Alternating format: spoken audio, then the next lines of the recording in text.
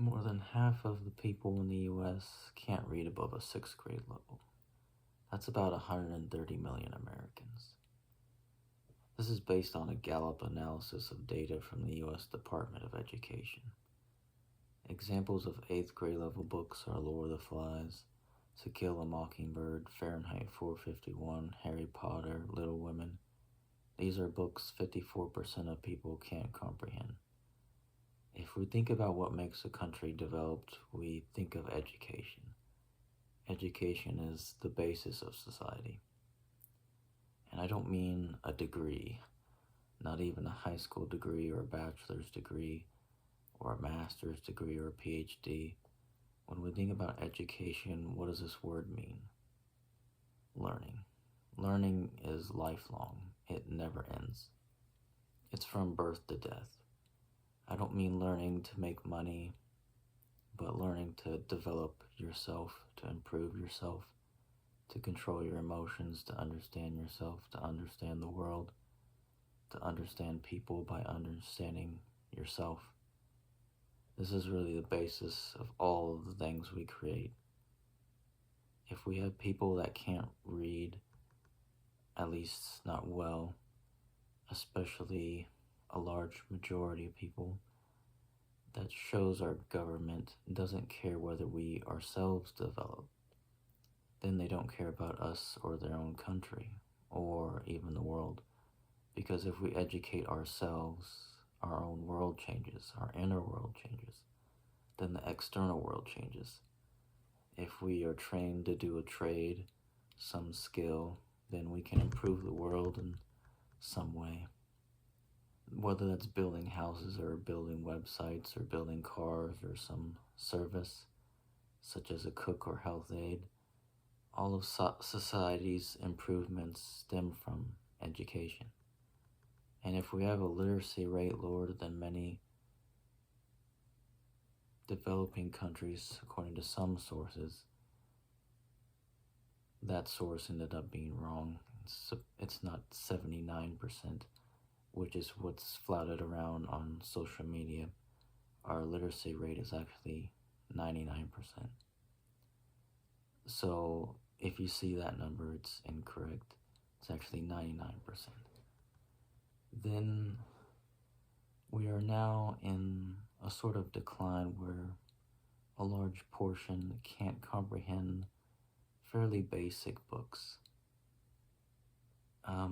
This doesn't even take into account people that can read, but they might not be able to read a book that seems normal for a high school student to read. They might not even be able to comprehend the US Constitution because it was written at the college level. So I don't mean this to shame people. I mean this to say that the government, which refuses to improve education, is not a government on our side. And it becomes necessary to educate ourselves through free resources such as the Internet Archive or through your own local library. Both are free. You can learn about anything that interests you. I first got into reading by reading banned books from 1984 to Fight Club to Of Mice and Men. Then I read psychology books like Sigmund Freud's book on dreams, since I was interested in dream interpretation. Then I learned about philosophy such as Stoicism through Seneca's Letters from a Stoic. Then I trained myself to do many things. I learn all the time, just a curiosity to learn, develop yourself, and adapt to the world around you.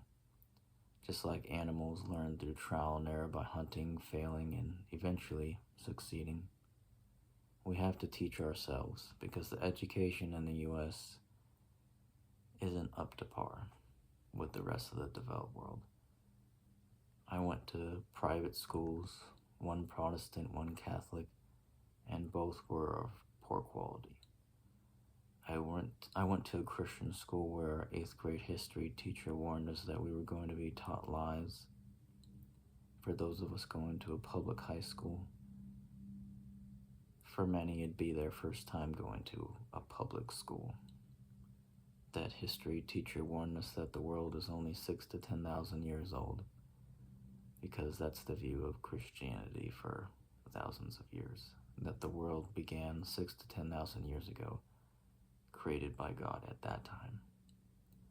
He taught history, this history teacher, in 8th grade.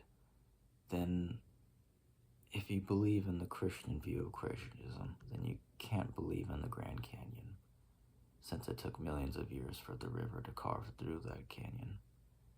You can't believe in dinosaurs or even the oldest cave art, which is about 50,000 years old.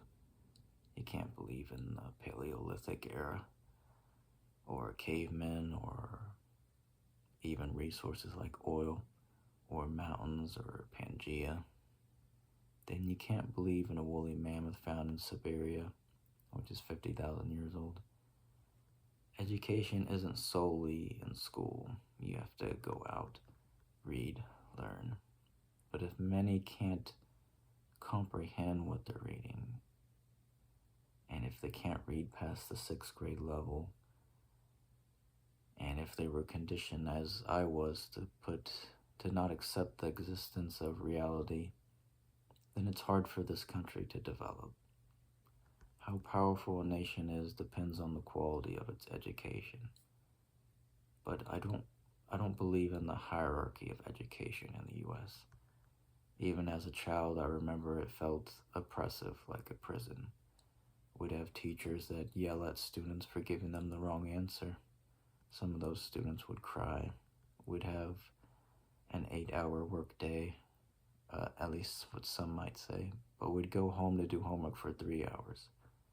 So already we were being trained to work 11 hours. Already you were used to an 11-hour work day at a desk, eating lunch for 20 minutes, if that, and drinking very little water, and begging the teacher if you could go to the bathroom. You have to ask if you could go pee or poop. Already there is this strict, very strict hierarchy where there is this sort of master, and in other countries that teacher might be called a schoolmaster. It's this sort of slave mentality, but of course it isn't as barbaric as Africans being forced into slavery and eating out of troughs like pigs, as I've read happened to some slaves here, accounts given by former slaves in the early 1900s. Not that long ago. But still, a sort of captive in a system training you to be obedient and not to question, even though the basis of learning is being curious and asking questions. Then you seek out an answer from an expert in that field of work, yet the teacher may not be an expert. Then a good teacher guides you to books from those most knowledgeable in the subject. I remember being very obedient, very passive, and very quiet. This was trained in me. I didn't disobey. I was never disruptive. I did my homework. I never turned in late assignments. But already, when I went to college, then university, I was exhausted with life. I had had enough. 8 hours of school, 1 hour to drive there, 1 hour to drive home, 3 hours of homework.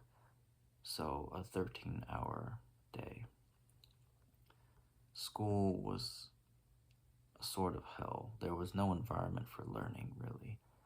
It was training. It wasn't learning. There was very little interesting things talked about by any teacher. Every student was the same. Everyone was told by our middle school teachers. They told us, look around. Everyone in this room is competing for the same jobs. They are your competition. So already these friends are now competition. Nearly enemies you must climb over to defeat for a job. And not a good paying job either. A job you must beg someone for. That's not education. It's a form of slavery.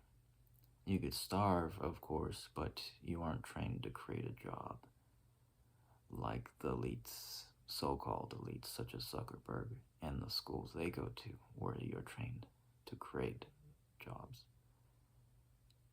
So the school environment makes you submissive to a structure. You don't question the structure. You aren't given an alternative to the structure. The students' gifts are not even cultivated. Each person is the same. Even the person who can't read might pass in the US. They might even be in high school and can't read. I listen to teachers that plead online saying their students can't read. The student is not curious. They are uninterested. The structure is not working. What they learn is unimportant to the student. We have to treat each person as a unique individual. Some should pass each grade quickly because they are fast learners. Others are slow learners, which is fine, and they will take their own time. The person good in math may be guided to different courses or books or fields of study to see if they can use that talent and a skill so that they won't guess what to do later on in their life. When they graduate high school and must somehow know exactly what to do for the rest of their life. The artist may go into a creative field. The neurodivergent may need special attention, and yet their gifts can be used for their own benefit so that they can understand themselves, how they are, why they are the way they are, and how to live in this society. The hierarchy of education is currently oppressive, a sort of slavery. Just like how the same architects that design prisons may design schools. Their physical and societal structures aren't too different. The teacher to student ratio must be low so that each student can be given attentions and so that the teacher has a better handle on their students. Teacher pay, like anyone's pay, must increase to account for the cost of living. Wages are too low for every state in the US. And the child living in a gang neighborhood who can't read, who doesn't want to read, who as a circumstance grew up in a hostile environment, needs less hierarchy above all. They need a guide, and they may not have a parent, whether a mom or dad, who can guide them. So education becomes their way out. There is no other path. Then safety and education go hand in hand. They must hope themselves, and the education system must guide them out of their environment. But it's not only about wealth. You have to make enough to live a decent life, as Roosevelt talked about. But meaning in life is important.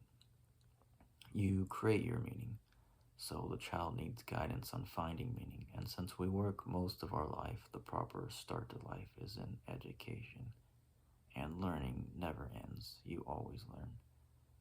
And from that, we have to make the teacher the wisest out of all, because they teach the child.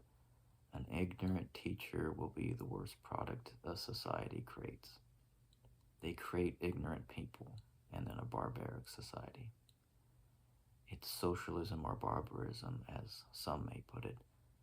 But socialism is having your taxes returned to your society to benefit all. And education is the perfect example of whether we have a government that allocates funds to the most important part of society. If it has an educated public that can read, write, think for themselves, then that society will thrive. But if the literacy rate keeps lowering, and if people can't comprehend even basic books, then we know that we're a nation in decline. And if this isn't addressed immediately, then we will fall further behind, where we'll have children that ask AI for answers instead of reading about answers from an expert, that ask AI to write essays for them, that ask AI to write 3 sentences because they are unable to do so. I've watched videos teachers took where a child complains about writing 3 sentences. that finds no reason to do math, that can't read, and yet they graduate high school, that believe in conspiracy theories that are easily proved wrong. Then the over-reliance on technology and systems holds society back. Sometimes an AI makes up sources as it writes you an essay.